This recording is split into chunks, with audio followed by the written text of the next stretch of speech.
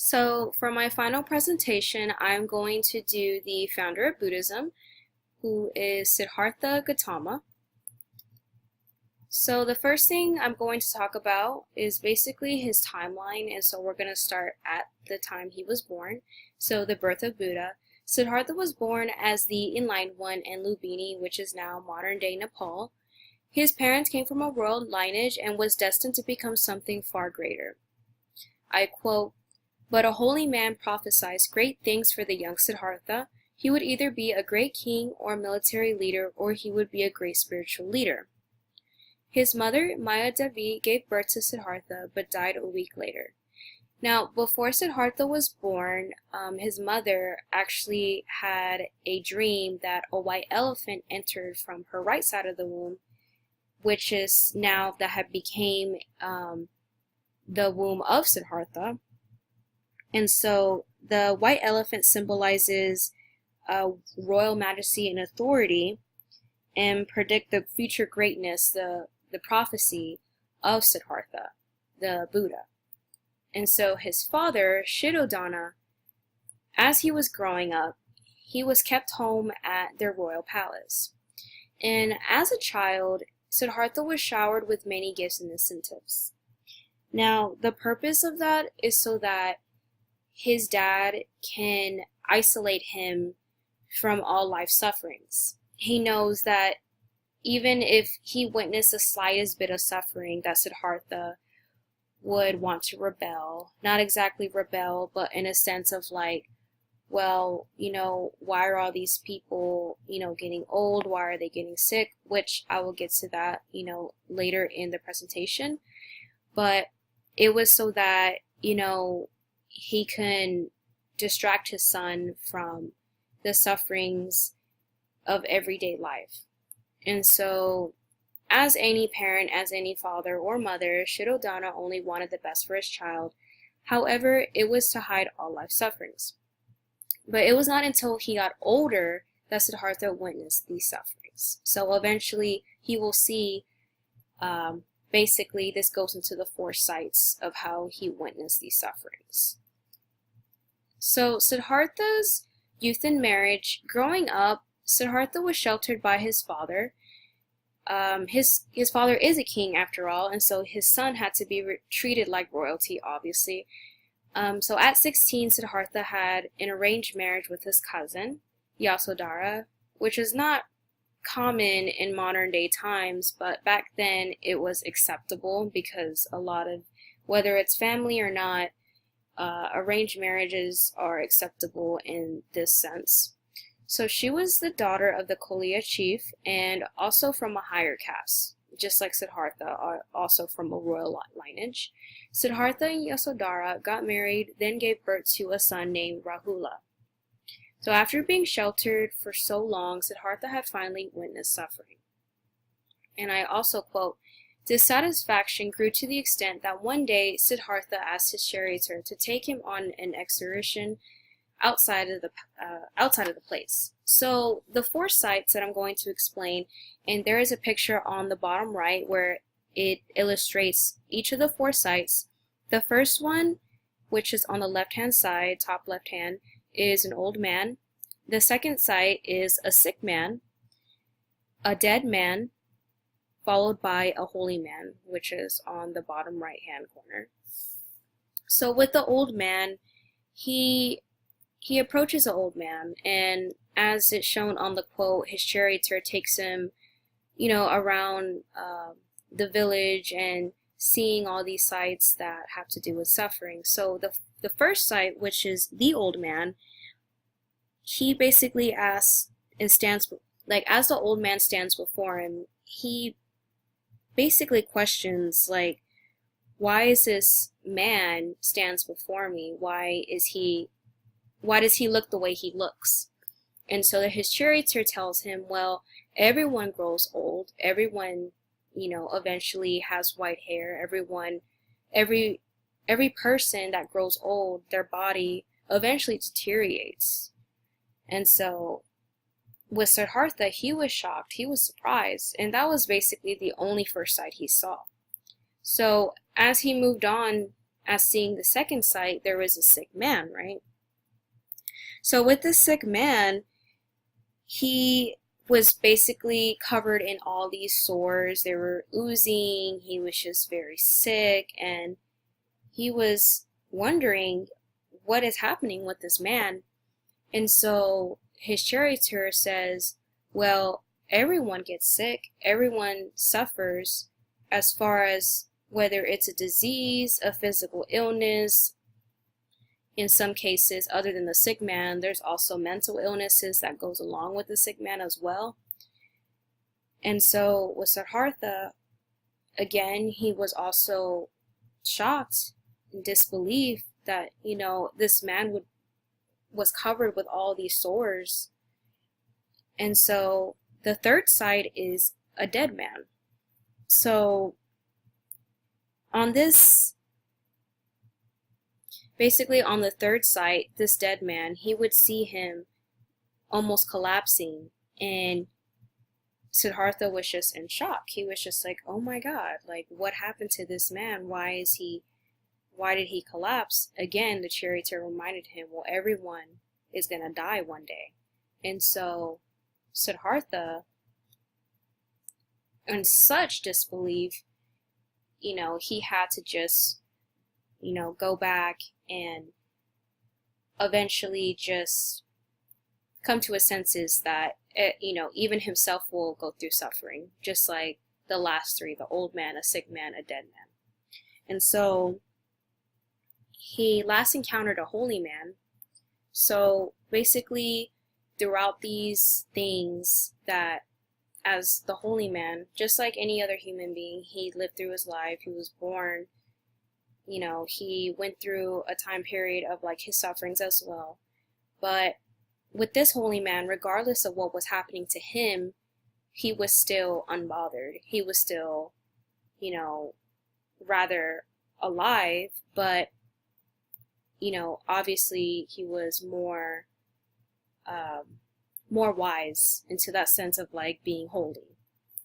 And so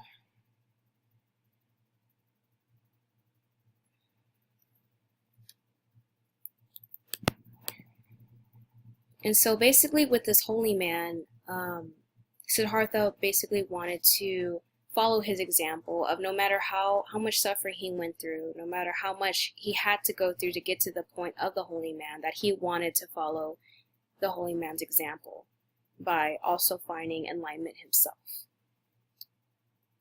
So journey towards enlightenment, after experiencing these four sights, he left his wife and son to search for enlightenment. Becoming shocked at the sight of suffering, he knew that he had to go through the same thing. He started his journey by removing all desires. The Bodhisattva decision to renounce society was tested in a final scene before his triumph, going forth into homelessness. So during this time, Siddhartha had many people come to his palace, as he was giving away gold and other possessions. So basically, he invited all the villagers, everyone to come to his palace because he was giving away everything. Furniture, gold, possessions, anything that has some sort of attachment to Siddhartha, he wanted to just give it away. It doesn't matter what it was. It doesn't matter if it was high of value. It didn't matter to him. If he wanted to follow the path of the holy man to find his own enlightenment, he first needed to detach himself from all material things. With years of going forth, he deprived his body's needs, which included sex, food, sleep, and other enjoyment. He gave away his possessions as well as sacrificing his physical well-being. This is to reach the many levels of mental trance, but not exactly liberation. So he hasn't exactly went through nirvana just yet. He's just basically taking steps, his first steps to reach that enlightenment. And to do that is to give away his possessions and deprive himself of the physical needs that every human being wants. Because even physical needs are also attachments. They're also desires. Because those desires are what keeps us to be alive, to survive. So throughout his journey, he had 5 ascetics who had followed him. They saw Siddhartha as their teacher, but later abandoned him. So as he was, in his journey, it took about 6 years. After about 6 years of depriving himself from all his physical needs, he almost died of starvation. He was approached by a woman who fed him milk rice. And even though Siddhartha was close to starving to death, and so his ascetics learned that he finally had ate something, his ascetics became disgusted. They wanted nothing to do with him. So eventually they just abandoned him. So the ascetics abandoned him because they saw that he had eaten, and alone Siddhartha sat under a peepal tree and meditated. And also this tree is also named as the Bodhi tree. So under this tree is where Siddhartha deeply meditated. This is where he is taking steps higher and higher to reach that enlightenment. So after he gave up his possessions, after he deprived himself of his physical well-being, he didn't reach enlightenment just yet. So before his enlightenment, he had a battle between himself and the Devamara. Now, the Devamara is a deity who associates himself with death and rebirth. So the Devamara is almost like an enemy to the Buddha, Siddhartha, because he tried to distract Siddhartha in an attempt to break his concentration. He believed that not Siddhartha, but himself, the Deva, deserves to reach that state of enlightenment, not Buddha, not Siddhartha. So Mara even sent his daughters to seduce him as well. So he had all these distractions trying to break his concentration, to break his higher state of being, of trying to reach that enlightenment. So the night before the Buddha attained the final enlightenment, Mara was there to tempt him. So obviously to distract him with all these temptations like girls and,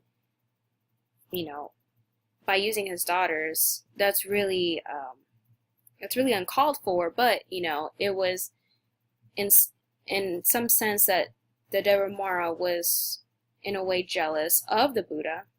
So regardless, Siddhartha was rather unmoved. So regardless of his distractions, his temptations, Siddhartha was surprisingly still focused in full concentration, not letting anything distract him. So after beating Mara in his temptations, the earth shook and Mara's elephant bowed before Siddhartha. Now, after Mara saw that he lost, even his own elephant bowed before Siddhartha,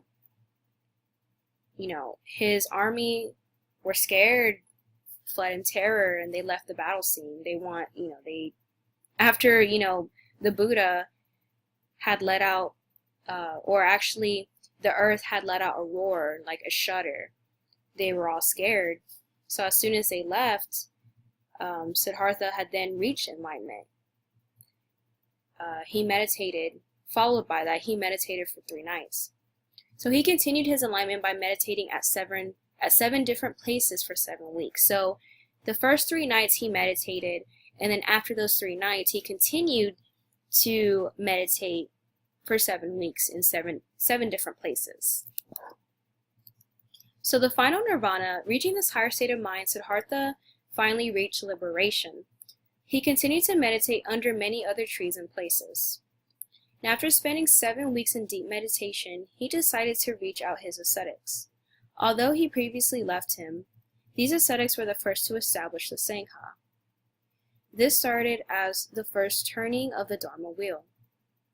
And I quote, "A teaching personally experienced by the Buddhist disciple who related it as evidenced by the words that begin the sutra. Thus have I heard." And here is a picture on the bottom right-hand corner where Buddha has reached that higher state of mind and the Sangha pretty much praying before him. So, about Siddhartha's death and expansion of Buddhism. So, Siddhartha had a pretty long life.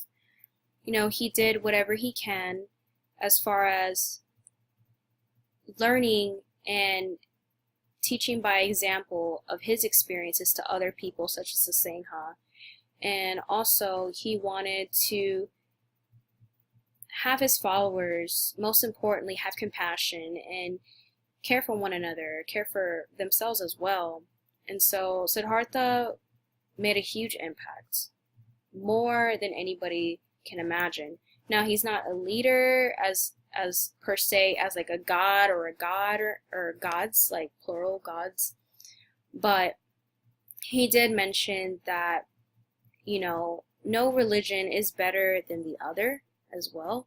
So even if somebody wanted to convert someone to Buddhism, there's really no such thing as converting to Buddhism, because no religion is better than the other. And so Siddhartha was destined to become the Buddha after all. At the age of 80, he had passed away from food poisoning. It was a blacksmith who offered him spoiled food. Even though he was in pain, he continued to travel. One day, however, outside of town, he laid on his side. He faced north, where he gazed, and went through many states of trance. After that, he slowly died and uttered his last words: "All contingent things pass away. Strive onward with diligence." I quote from Trainer 41 from the textbook. Buddhism became one of the main religions in East Asia. Followed by Buddha's death, the Sangha expanded tremendously. The Buddha, however, didn't want those who didn't serve as a monk. This included criminals or runaway slaves. Modern-day monks or nuns continue to teach Buddhism. They teach the Dharmas and lead meditation classes. And one of the things that Siddhartha emphasized was there is no Lord, as I said before, and this meant that there is no specific God or gods. So to be Buddhist, you have to be fully committed and have compassion. Obviously, meditate daily, study the Dharmas, just do everything you can to be closer to Buddha, and do good to others and yourself, and there is no religion that is better than another. So, in conclusion, the beginning of Buddhism was started by Siddhartha Gautama himself. And just like everyone else, he suffered and coped with the desires of life. So just like us as a human being in the human realm, we're going to eventually go through life, ups and downs. We're going to go through days that, we feel like we're on top of the world. We're going to go through days where we feel so beaten down that we feel like we can't get up. But in order to get up, we have to move on, brush ourselves off, and become better, do better every day. So with Siddhartha, he had 4 sights and wanted to search for alignment. For us, we're going to have many sights of sufferings, no matter what it is. So for Siddhartha, he gave up his desires so that he can become closer to a higher state of mind. After defeating Mara, he had awakened. He continued to meditate for 3 nights, followed by a 7-week period. And so after he finished his 7-week period, he wanted to establish his first Sangha. Siddhartha would teach his ascetics and then continue his teachings for future monks and nuns. Now, even though his ascetics previously abandoned him, the Buddha eventually forgave them, and now, of course, they see him as a more respected being now that he has reached his enlightenment. And so now, since they're the first Sangha, they are now continuing to pass on his teachings for future monks and nuns. So the Buddha never claimed to be a god. However, he emphasized the importance of compassion. So the purpose of Buddhism is to find inner peace and become better every day. So just like I said before, again, we just need to be in the moment and also just forget about anything bad has happened. Don't worry about the past. Don't worry too much about the future. It's always important to focus what's happening right here, right now. Even though there's going to be things that are going to be thrown our way that we may not always agree with, but really it's all in the face of how the universe works, and so we had to move along with the universe as well.